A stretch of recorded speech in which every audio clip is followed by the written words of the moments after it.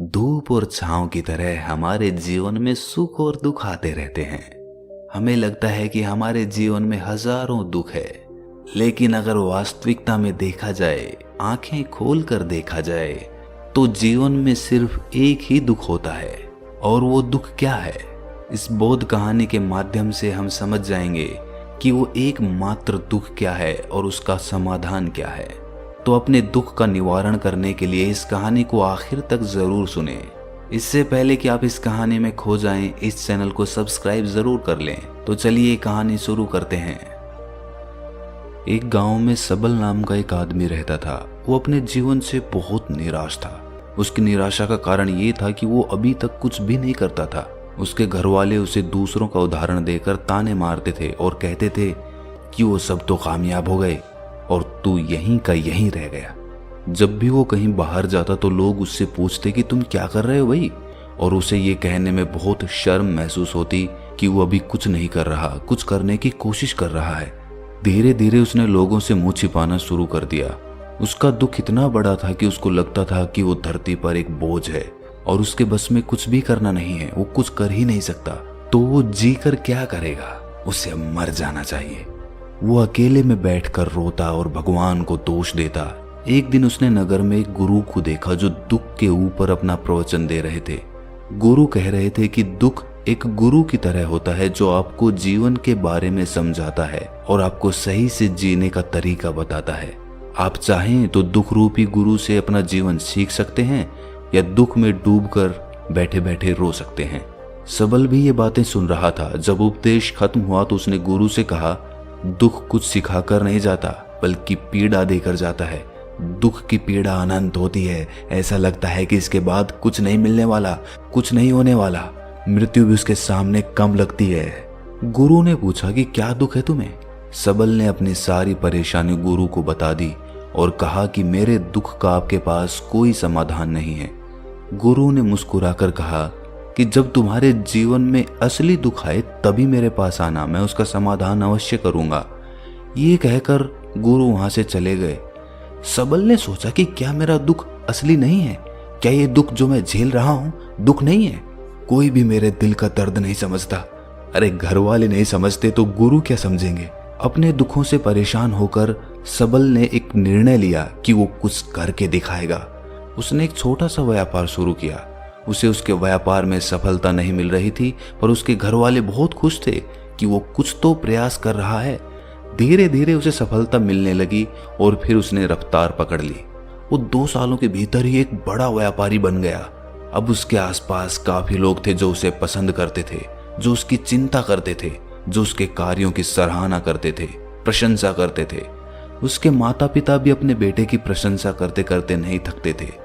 उसके मित्रों की संख्या दिन ब दिन बढ़ती जा रही थी और वो बहुत खुश था। फिर उसके कुछ दोस्तों ने उसको सलाह दी कि उसे अपना व्यापार अब और बड़ा करना चाहिए। जब वो बड़ा व्यापारी बनकर इतना खुश है तो सोचो, अगर तुम इस नगर के, इस राज्य के सबसे बड़े व्यापारी हो जाओगे तो कितना सुख होगा तुम्हारे पास, कितने लोग तुमसे जुड़ेंगे, कितना यश तुम्हारा फैलेगा। स्वयं राजा भी तुम्हारी तारीफ करेंगे और जरूरत पड़ने पर तुमसे ही धन उधार लेंगे।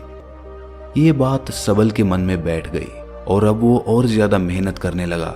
लेकिन ये सब कुछ उसे बहुत जल्दी चाहिए था। ज्यादा समय इसमें वो बर्बाद नहीं करना चाहता था। इसीलिए उसने कुछ ऐसे काम किए जो उचित नहीं थे। उसने बहुत बड़ी मात्रा में धन उधार ले लिया और वो यहीं पर नहीं रुका। ज्यादा मुनाफा कमाने के चक्कर में उसने अपनी माल की गुणवत्ता खराब कर दी। उसके मित्र उसे जैसा कहते थे वो वैसा ही करता रहा। दूसरे व्यापारियों के खिलाफ षड्यंत्र भी रचने उसने शुरू कर दिए। अब उसके जीवन का सुकून कहीं चला गया था। उसे अब रातों में नींद नहीं आती थी। वो हमेशा कुछ उधेड़-बुन में लगा रहता था। सुख साधन की सारी वस्तुएं होने के बाद भी उसे किसी चीज में सुख नहीं मिल रहा था। एक दिन सबल अपने रथ में बैठकर एक मार्ग से जा रहा था। रास्ते में उसने उसी गुरु का आश्रम देखा। वो गुरु के पास पहुंचा और कहा, गुरुदेव, आपने कहा था कि असली दुख हो तो ही मेरे पास आना। मेरे जीवन में बहुत दुख है, मैं रात को सो भी नहीं पाता हूँ। सबल गुरु को अपनी सारी बात बताता है। गुरु ने कहा कि जब तुम पहली बार मिले थे तब भी तुम किसी दुख में थे, उस दुख से तुमने क्या सीखा? सबल ने कहा, मैंने सीखा कि केवल सोचने मात्र से कुछ नहीं होता। अपनी सोच को साकार करने के लिए कर्म करना पड़ता है, और केवल कर्म करने से कुछ नहीं होता। कर्म को अंतिम पड़ाव तक ले जाना आवश्यक होता है। चाहे रास्ते में कितनी भी बाधाएं आए, कितनी भी निराशा आए, चाहे ऐसा क्यों ना लगे कि अब कुछ नहीं होगा, तब भी ये मानकर कि जो कार्य मैं कर रहा हूं मैं इसमें सफल होकर ही रहूंगा, कर्म करना चाहिए। लोग केवल सफल आदमी को ही महत्व देते हैं, बाकी चाहे कोई कितना भी अच्छा क्यों ना हो, इस दुनिया के लिए वो बोझ ही कहलाता है। गुरु मुस्कुराए और कहा, जब तुम्हारे जीवन में असली दुख आए तब मेरे पास आना, मैं उसका समाधान अवश्य करूंगा। सबल फिर से आश्चर्यचकित हो गया कि ये दुख क्या असली दुख नहीं है? असली दुख और होता क्या है? लेकिन उसने कुछ नहीं बोला। सबल ने गुरु को एक घड़ा भेंट किया जो सोने के सिक्कों से भरा था। घड़े को देखकर गुरु ने कहा कि इस घड़े को वहां उस पेड़ के नीचे गड्ढा खोद कर दबा दो, ये मेरे किसी काम का नहीं है। सबल ने ऐसा ही किया और वो वहां से चला गया। धीरे धीरे सबल को व्यापार में घाटा होने लगा। उसकी धन संपदा धीरे धीरे घटने लगी और एक ऐसा समय आया जब उसके ऊपर बहुत कर्जा हो गया था। लेकिन वो निश्चिंत था, क्योंकि कर्जा उसके मित्रों द्वारा ही उसे दिया गया था। वो सोचता था कि उसके मित्र उसके बुरे समय में उसका साथ देंगे, पर ऐसा कुछ नहीं हुआ। सबसे पहले उसके मित्रों ने ही अपना उधार धन उससे मांगना शुरू कर दिया। ना देने पर जान से मारने की धमकी तक दी। उसके शुभ चिंतक, उसके चाहने वाले सब उससे दूर होते चले गए। उसके पिता उसकी गलतियों को उसे गिनवाने लगा। उसकी सारी संपत्ति नीलाम हो गई। उसके पास कुछ नहीं बचा। वो सड़क पर आ गया। उसने अपने पिता से सहायता मांगी। पिता ने कहा कि मेरे पास तो ये थोड़ी सी संपत्ति है, अगर मैं तुम्हें ये दे दूं तो मैं तुम्हारी माँ को कहाँ रखूंगा? हमारा सहारा यही संपत्ति है बेटा। उसके जीवन में बहुत गहरा दुख था। उसके आसपास कोई भी ऐसा नहीं था जो उसे संभाल सके। इस धोखे की वजह से वो टूट गया था। लगता था कि जीने का कोई मतलब नहीं है, मृत्यु ही एकमात्र सहारा है। वो मरने के लिए एक नदी की तरफ जा ही रहा था, तभी रास्ते में उसे याद आया कि गुरु ने कहा था कि जब उसके जीवन में असली दुख आए तो वो उनके पास आए और वो उसके दुख का समाधान कर देंगे। सबल गुरु के पास गया और उसने गुरु को सारी बात बताई और कहा कि मेरे दुख का समाधान कीजिए गुरुदेव। गुरु ने कहा कि जब तुम्हारे जीवन में असली दुख आए तभी मेरे पास आना, मैं उसका समाधान अवश्य कर दूंगा। सबल ने कहा कि असली दुख क्या होता है ये असली दुख गुरुदेव? क्या अब मेरे जीवन में जो घट रहा है वो दुख नहीं है? गुरु ने कहा कि पहले ये बताओ कि तुमने अपने इस दुख से क्या सीखा है। सबल ने कहा कि जो लोग तुम्हारी तरक्की के पीछे पीछे तुम्हारे साथ आए हैं वो तुम्हें धोखा देंगे, क्योंकि तुम्हारे बुरे समय में वो तुम्हारा साथ नहीं देंगे बल्कि तुम्हारा फायदा उठाएंगे। भरोसा केवल उन्हीं लोगों पर करना चाहिए जो तुम्हारे बुरे समय में, असफलता के समय में तुम्हारे साथ खड़े रहे हों। और ऐसे लोग बहुत कम ही देखने को मिलते हैं गुरुदेव। जिन्हें मिलते हैं उन्हें हमेशा उनकी कद्र करनी चाहिए। कभी किसी के खिलाफ षड्यंत्र नहीं करना चाहिए। ईमानदारी और धैर्य के साथ काम करना चाहिए। लालच नहीं करना चाहिए। गुरु ने पेड़ के नीचे गड्ढा खोदकर घड़ा निकाला जिसमें सोने के सिक्के भरे थे और वो घड़ा सबल को दे दिया और कहा कि जब असली दुख आए तभी मेरे पास आना। सबल को उस घड़े से थोड़ी उम्मीद मिली। उसने गुरु को प्रणाम किया, धन्यवाद किया और वो घड़ा लेकर चला गया। उस धन से उसने दोबारा व्यापार शुरू किया और अब वो छोटा सा व्यापारी बनकर भी खुश था और ईमानदारी से काम करते करते वो फिर से एक बड़ा व्यापारी बन गया। हालांकि इसमें उसे अब कुछ समय लगा, लेकिन अब वो खुश था। उसका जीवन खुशियों से भरा था। लेकिन आप कितने ही अच्छे हैं, कितना ही अच्छा काम करते हैं, दान करते हैं, पुण्य करते हैं, लोगों की मदद करते हैं, जीवन में दुख सबके आता है। तो सबल के जीवन में भी फिर से दुख आया। उसके माता पिता की मृत्यु हो गई। वो दोनों एक ही दिन मृत्यु को प्राप्त हो गए। सबल अपने माता पिता से बहुत प्रेम करता था, इसीलिए उसे बहुत गहरा आघात लगा। वो उन्हें शमशान ले गया, वहां पर उनकी अंतिम क्रिया की। सबल ने जब उन्हें चिता में जलते हुए देखा तो उसका मन बेचैन हो उठा। उसके मन में हजारों सवाल खड़े हो गए। वो घर वापस आया तो उसने अपने माता पिता की संपत्ति को देखा जिसके लिए वो हमेशा लड़ते रहते थे। आज वो लावारिस की तरह पड़ी थी। उसकी देखरेख करने वाला, उसे देखने वाला कोई नहीं था। उसके पिता ने जो भी इकट्ठा किया था सब यहीं पर रह गया था। एक दिन पहले तक भी वो अपनी संपत्ति के लिए किसी से भी लड़ने के लिए तैयार थे, लेकिन आज सब कुछ खत्म हो चुका था। उसका मन बहुत बेचैन हो रहा था। लग रहा था जैसे कुछ खाली है, कुछ अकेलापन सा है, कुछ डर है, कुछ है जो समझ नहीं आ रहा। इसीलिए वो गुरु के पास पहुंचा। गुरु ने सबल को देखते ही कहा कि क्या कोई दुख है? सबल ने कहा कि जीवन में वैसे तो कोई दुख नहीं है गुरुदेव, सब ठीक ही है, सब सुखी हैं, पर आज मेरे माता पिता की मृत्यु हो गई और मेरा मन बहुत दुखी है।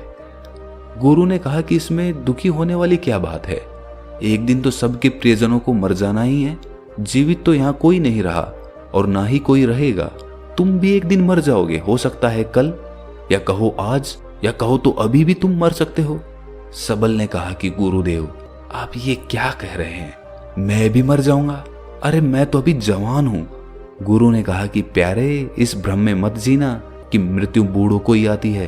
बूढ़ों के सामने जवान भी मर जाते हैं, बच्चे मर जाते हैं। मृत्यु का किसी की उम्र से कोई लेना देना नहीं है।